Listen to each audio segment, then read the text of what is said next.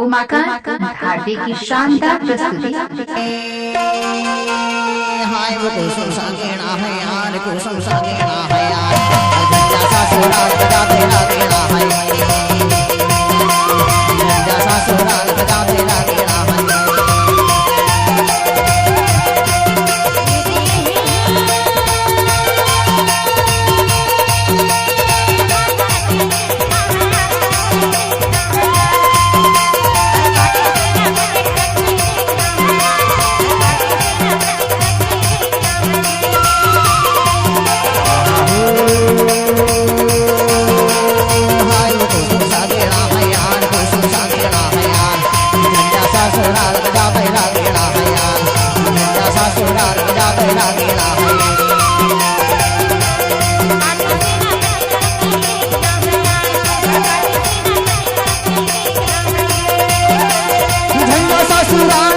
लागेला है वो झंडा सा सुराग जाते लागेला है यार, झंडा सा सुराग जाते लगड़ा है रे।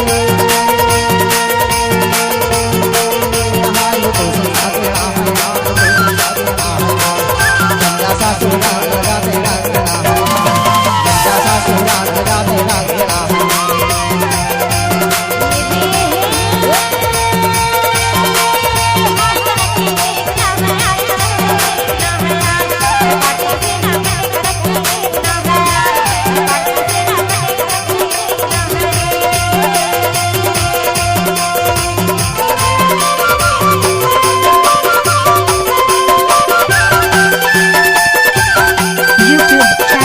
म्यूजिक को सब्सक्राइब जरूर करें।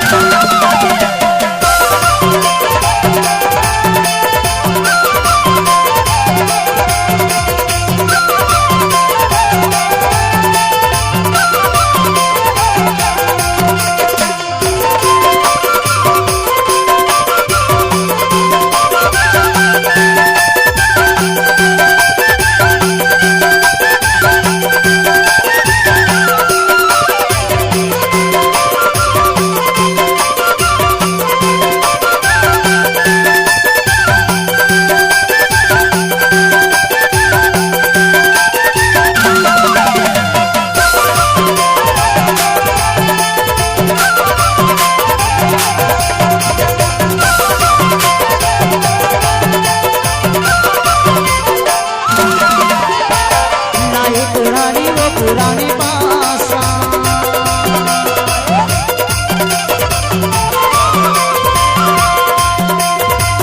ये पुरानी वो पुराने पासा काबे आबे आवैया लगे है आसा, झंडा सा सुराग जाते लागेला है, काबे आबे आवैया लगे है आसा, झंडा सा सुराग जाते लागेला है।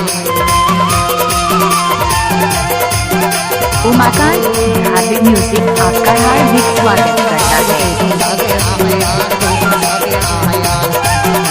सुराग जाते लागेला है यार, जैसा सुराग जाते लागेला है।